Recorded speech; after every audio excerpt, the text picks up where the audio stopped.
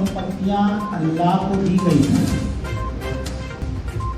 कभी न तो बेची जा सकती थी, न उनके स्वरूप का बदलाव किया जा सकता था। मुतवल्लियों ने बड़ी संख्या में संपत्तियों पर या तो अपने परिवार का या दूसरों का नाम चढ़ा दिया। जिन संपत्तियों का किराया 1 लाख हो सकता था, उन्हें 5,000 के किराए पर दे दिया और थोड़ा सा पैसा पीछे से ब्लैक मनी के रूप में ले लिया। यह सब सच्चर कमेटी की रिपोर्ट का हिस्सा है।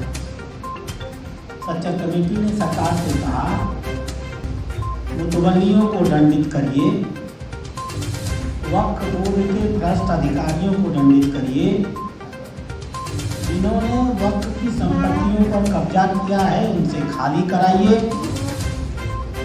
देश के स्तर पर एक कॉर्पोरेशन बनाइए, वक्फ संपत्तियों का सदुपयोग करके गरीब मुसलमानों के जीवन को बेहतर करिए। 2006 से 2014 तक देश में मनमोहन सिंह की कांग्रेस की सरकार रही। सच्चर कमेटी के रिपोर्ट मांगने की बात तो बहुत दूर, वह 2013 में इस वक्फ अधिनियम में एक नया संशोधन लाए और वक्फ संपत्तियों की लूट में और भी छूट दी। 2014 में माननीय नरेंद्र मोदी जी आए। नरेंद्र मोदी जी ने कहा कि मैं मनमोहन सिंह नहीं हूँ जो कहूँ कि संसाधनों पर पहला अधिकार मुसलमानों का है। मेरा मानना है संसाधनों पर पहला अधिकार गरीबों का है। मैं अपनी योजनाएं गरीबों के हित में लागू करूंगा। कल क्या हुआ? 15% मुस्लिम समाज की जनसंख्या थी।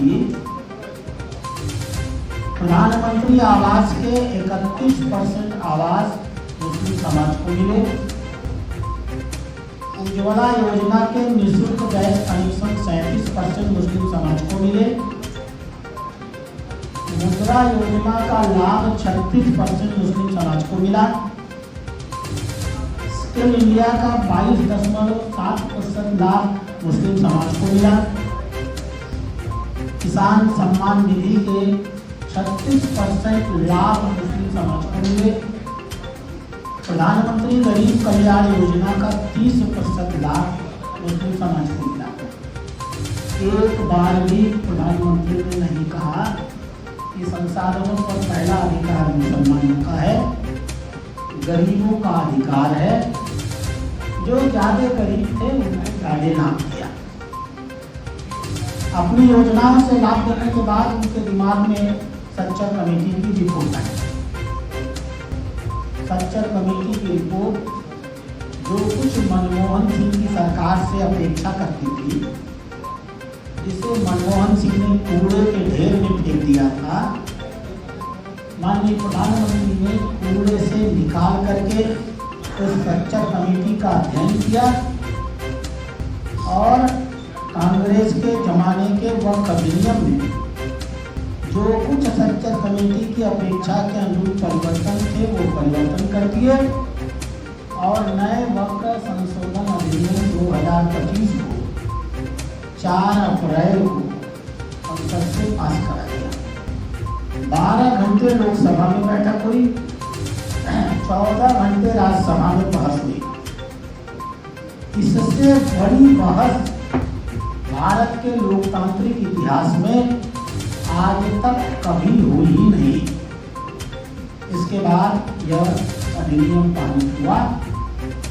इस अधिनियम की टैगलाइन है, गरीबों का हित सिर्फ और सिर्फ गरीबों को ही मिले। अर्थात जिन्होंने कब्जे किए हैं वो कब्जे खाली होंगे। जो बिल्डिंगे हैं उन्हें आधुनिक बाजार के दर से किराए देने पड़ेंगे। आज के दिन देश में 8,72,000 वक्फ की संपत्तियां हैं, जमीन का रकबा 37.94 लाख है। ईमानदारी से अगर आय होगी तो हर वर्ष 1 लाख करोड़ रुपए की आय होगी, जबकि आज लाभ होती है 166 करोड़ की। आप कल्पना करिए, कहाँ संभावित आय 1 लाख करोड़ और कहाँ वक्फ संपत्तियां कमाती हैं 166 करोड़। यह जो 99 अरब 99 करोड़ 99 लाख, यह जो लूट है, यह लूट किसने किया है? कांग्रेस के नेताओं ने किया है, देश के सारे मुस्लिम नेताओं ने किया है, all India Muslim personal law board के राष्ट्रीय और प्रांतीय पदाधिकारियों ने किया है, मुतवल्लियों ने किया है, बोर्ड के चेयरमैन ने किया है, सदस्यों ने किया है। घर को ही आग लग गई घर के चिराग से। और आज जब ये कब्जेदार महसूस करते हैं कि मोदी जी जिद्दी इन कब्जों को हटवा के मानेंगे, तो आज उनके सामने एक आर्थिक संकट पैदा हो गया। अब मुसलमानों से वो तो कह नहीं सकते कि हमने कब्जा किया है, मोदी बड़ा बदमाश है, कब्जा खाली करा रहा है। तो मुसलमानों को भड़का रहे हैं कि ये वक्फ अधिनियम मस्जिदों को तोड़ देगा, मदरसों को तोड़ देगा, दरगाहों को तोड़ देगा, खानगाहों को तोड़ देगा, कब्रिस्तानों को तोड़ देगा। जबकि आप सबने वक्फ अधिनियम पढ़ा होगा, न पढ़ा हो तो गूगल में उपलब्ध है। वक्फ संशोधन अधिनियम 2025 के परिभाषा के सेक्शन 4 में ही लिखा है कि इस अधिनियम के लागू होने के पहले जो भी वक्फ-बाई यूजर संपत्तियां थी वो वक्फ-बाई यूजर बनी रहेंगी अगर उन पर किसी प्रकार का डिस्प्यूट नहीं है।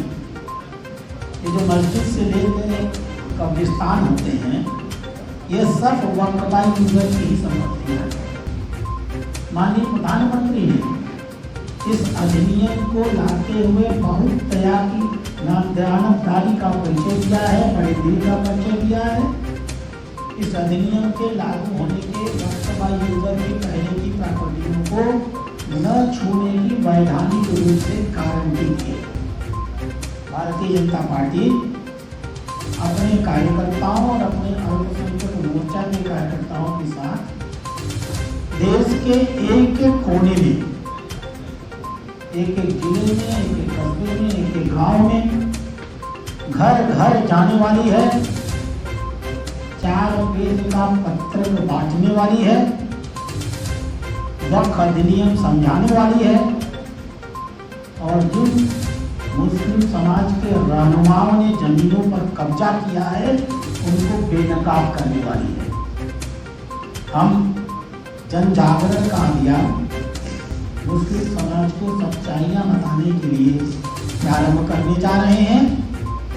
अभी हम अपने स्तर पर कार्यकर्ताओं को प्रशिक्षित कर रहे, अधिनियम की जानकारियाँ दे रहे। आगामी 5 दिनों में यह कार्य खत्म होगा।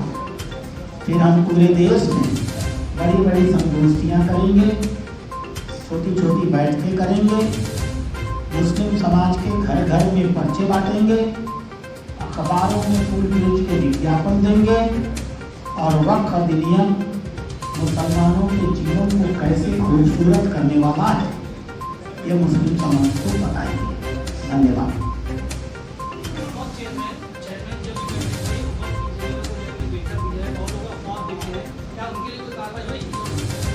जो हमने इस कानून में व्यवस्था की है उसके तहत देश की एक एक इंच की वक्फ संपत्ति की रिकॉर्ड बनाई जाएगी। मेरी बात सुनिए, आपको जवाब मिल जाएगा। वक्फ संपत्ति कहाँ है, कितना उसका रकबा है, कितनी उससे आय होती है, किसने उस पर कब्जा किया है, क्या उसका उपयोग होता है। यह सारी जानकारियाँ 6 महीने के अंदर इन सारे वक्फ के मुतवल्लियों को जमा करनी होगी। मैंने स्वयं जेपीसी में एक संशोधन दिया था। 6 महीने का समय थोड़ा कम है, कुछ अतिरिक्त समय भी दिया जा सकता है। सरकार ने इस संशोधन को माना है और कहा है कि यदि मुतवल्ली देर से रिकॉर्ड जमा करने का कारण बताएंगे तो हम 6 महीने अतिरिक्त का समय देंगे। एक बार जब सारी संपत्तियां ब्लैक एंड वाइट कागज पर होंगी और उनके इंक्रोचमेंट करने वालों के नाम होंगे, यह काम 6 महीने में पूरा होगा। तो स्वाभाविक सी बात है, इन जानकारियों पर कार्रवाई क्यों न होगी, ये आप सोच सकते हैं। यह लुटेरे जिन्हें मोदी जी ने भूमाफिया का नाम दिया है, इस बात को जानते हैं कि साल भर के अंदर जो पिछला 75 सालों से वो लूट कर रहे हैं इस देश में, गरीब मुसलमानों के हिस्से और हक की कमाई पर डकैती कर रहे हैं, उस लूट को हम बंद करने वाले हैं। और जो जिम्मेदार होंगे, अधिनियम में उसके प्राविधान बने हैं सजा देने के, उसके अंतर्गत उन्हें सजा भी मिलेगी।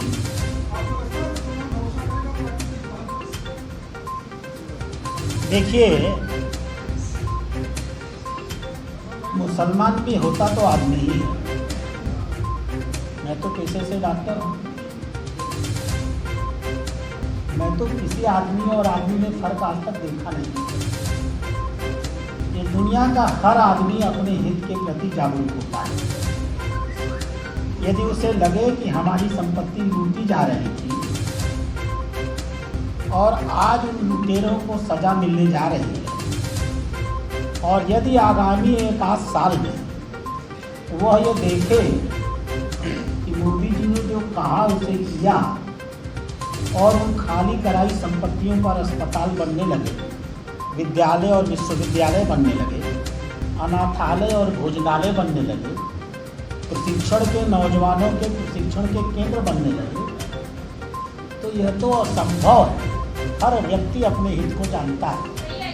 यह बताएगा और वो देखेंगे और कहेंगे कि हाँ, 75 साल में पहली बार ईमानदारी से उनके हित की चिंता की जा रही है, उनसे वोट मांगे बिना। मैं इनके सवाल का जवाब दे दूं। इस प्रेम का कारण यह देश है। माननीय प्रधानमंत्री यह लक्ष्य लेकर चल रहे हैं कि 2047 तक हम भारत को विकसित भारत बना लेंगे। विकसित भारत की संकल्पना में सिर्फ हिंदू विकसित भारत नहीं, ईसाई और सिख विकसित भारत नहीं, पूरा भारत विकसित हो, जिसमें मुस्लिम भारत भी है। इसलिए यह प्रेम नहीं है, यह देश प्रेम है।